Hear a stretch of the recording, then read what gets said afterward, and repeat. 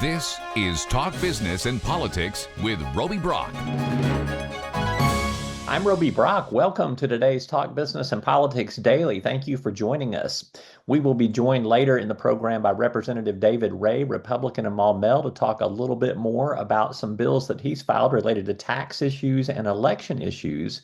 We'll also do a bit of a deeper dive into Governor Sarah Sanders' waiver request to the federal government today to add a work requirement to Arkansas's Medicaid expansion program.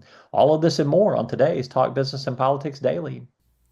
Talk Business and Politics Daily is sponsored in part by Impact Management Group and Power. It's right there, waiting, ready to go when you are. Connect this, click that, unconnect and go every day. Delivered by your electric cooperative. Each unique, always united, and completely local.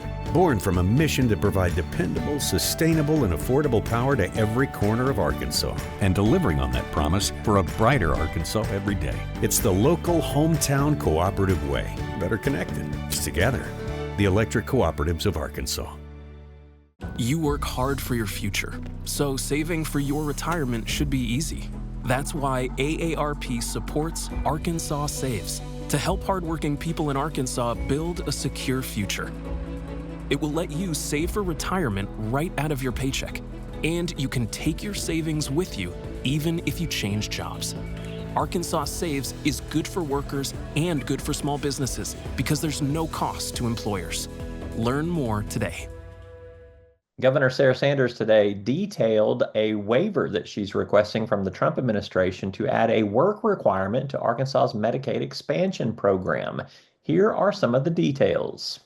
The governor previously indicated she planned to make the waiver request Arkansas's second effort at adding a work requirement for a portion of its Medicaid population. Former Governor Asa Hutchinson petitioned for the change, but it was blocked in a subsequent federal court ruling and later rejected by the Biden administration. The waiver, called Pathway to Prosperity, would apply to all Medicaid expansion individuals ages 19 to 64 who are eligible through the new adult expansion group, who have income ranging from 0 to 138% of the federal poverty level. That's approximately $20,782 annually, and who are covered by a qualified health plan. If they are not employed, they must be engaged in looking for work, education, or community service activities to keep their Medicaid expansion insurance.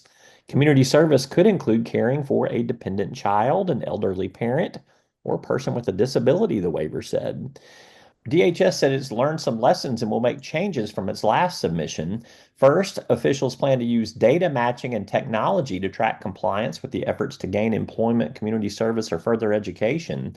Previously, individuals were required to log into a computer to document their efforts, but in this latest iteration, the onus will not fall on individuals. DHS said the way the system would work might include receiving information about efforts from various state agencies or schools, but details still have to be worked out.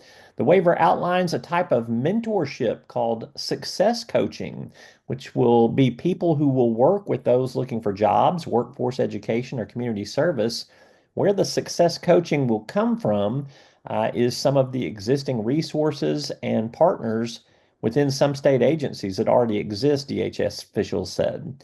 Secondly, DHS said it planned to improve communications with the population they're targeting through phone, text, emails, and advertising. Finally, if an individual on Medicaid who's determined able-bodied for work does not comply, they will initially be suspended from their Medicaid expansion coverage. A grace period will allow them to come into compliance before being kicked off the program. In its waiver application, DHS officials said they estimate the cost of Pathway to Prosperity to be $42.8 million over a 5-year period. No new money is expected. Savings expected to be achieved from suspended AR home benefits and from individuals who move off Medicaid from the program's expected success, according to the waiver application. And you can read more about this at our website at talkbusiness.net, as well as access the waiver itself. We're back with Representative David Ray right after this. Talk Business and Politics Daily is sponsored in part by Capital Advisors Group and in the Navy, I train recruits. At Walmart, I recruit veterans. So many veterans have built their careers here. Served in the Army for 11 years. I was promoted 4 times. Been with Walmart 9 years. I've been promoted 5 times. I started as an hourly associate, and now I run the store.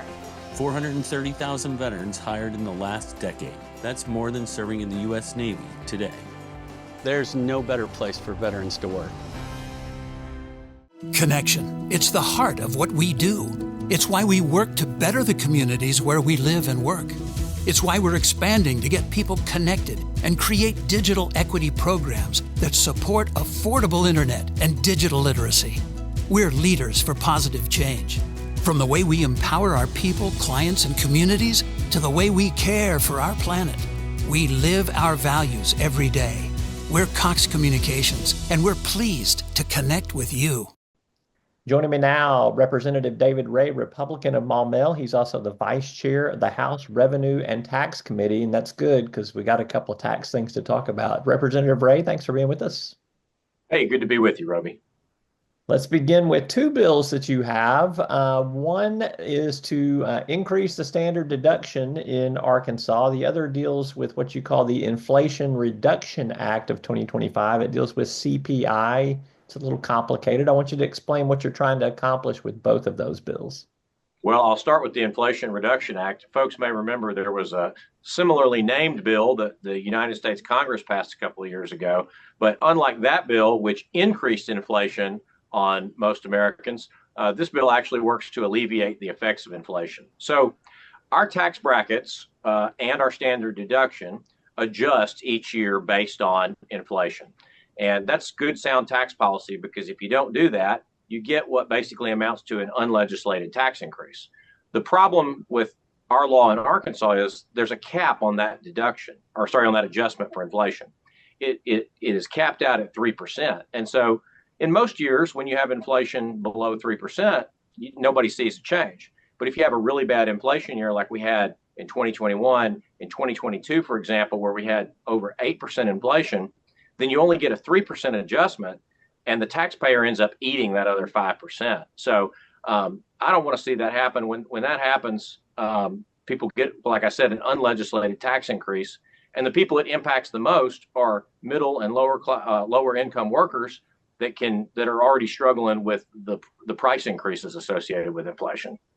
All right, good stuff there. All right, you also have a bill. It's House Bill 1116. It creates the Remote and Mobile Work Modernization and Competitiveness Act. You're dealing with the situation we just saw explode during the COVID-19 pandemic with a lot of people working remotely, and some of that has subsided, but not completely. What are you trying to accomplish in this bill?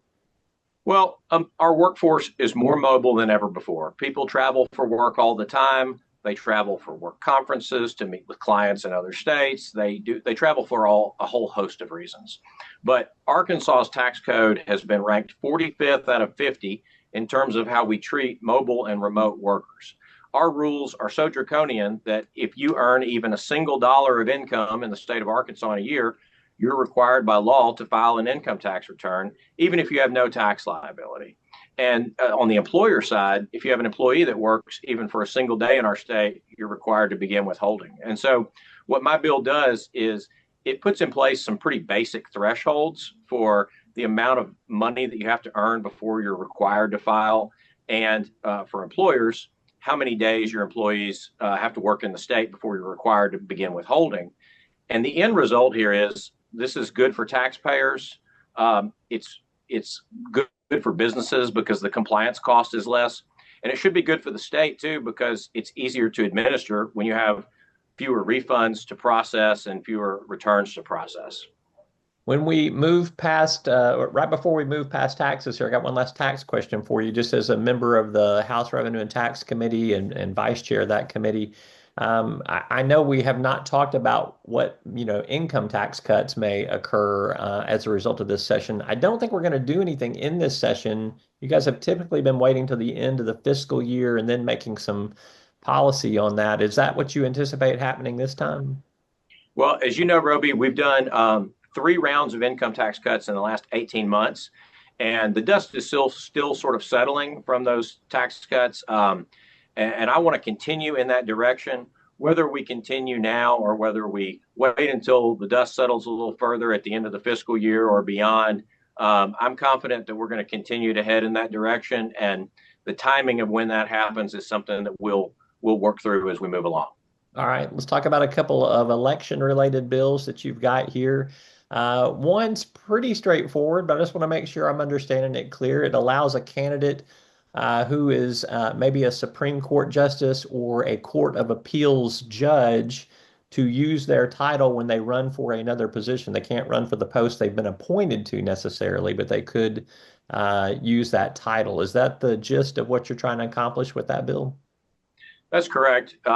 During the interim period after last legislative session, I started researching, what are the circumstances in which various office holders can use their titles on the ballot.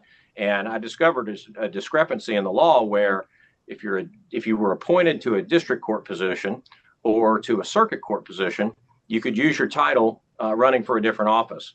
But if you were appointed to a Court of Appeals or Supreme Court position, you weren't allowed to do that. And so this bill would just create some parity among those four court positions and sort of standardize the rules there. While we're talking a little bit about the Supreme Court there, you've obviously been watching what's been going on over in the judicial branch of government over there. Do you anticipate, I know it's not maybe your bailiwick, but do you anticipate some potential legislative action to deal with what we're seeing the high court deal with over there? Just kind of trying to get your temperature on that. Well, that's a good question, Roby. That has there's certainly been a lot of news, more news than we're accustomed to coming out of that branch of government. But I have not been privy to any conversations about legislation on that topic. As you know, there's 135 legislators, and not everybody tells me what their plans are. So I could be totally off on that, but nothing that I'm aware of. Yeah, well, they don't tell me what they've got going on either. So, but it's good. I just wanted to see if you'd heard anything on that. All right. Lastly, you've got another bill that you filed that will deal with kind of the initiative referendum process here. I think what you're getting at with this House Bill 1221 is a ballot title and qualifies, but does not make the ballot in a particular election year. They can keep accumulating signatures and move on to the next election cycle. I think you want to put an end to that, make it a start over basically in the next election cycle. Is that correct? Yeah, I'll have several bills trying to improve and make the initiative process more workable.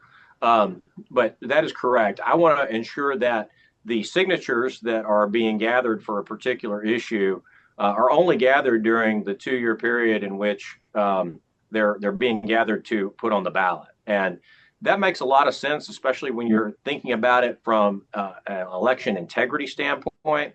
Once you extend beyond a 2-year period, you've got a lot of voters that move to a different county or perhaps even a different state. You have voters that become deceased. You have voters that become ineligible, so on and so forth. And so there's a whole host of reasons that makes sense. And then it would also ensure that the ballot title that is approved by the Attorney General needs to be is only valid for the election cycle in which it's approved. Right.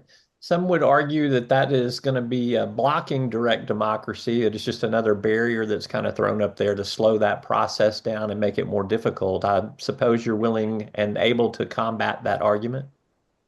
Well, I think I disagree with that wholeheartedly. I think it improves the process, right? Because as I just mentioned, if you're reducing fraud and inaccuracies in the signature gathering process, you're improving the process. Nobody benefits from invalid signatures that are no longer eligible being used to put something on the ballot.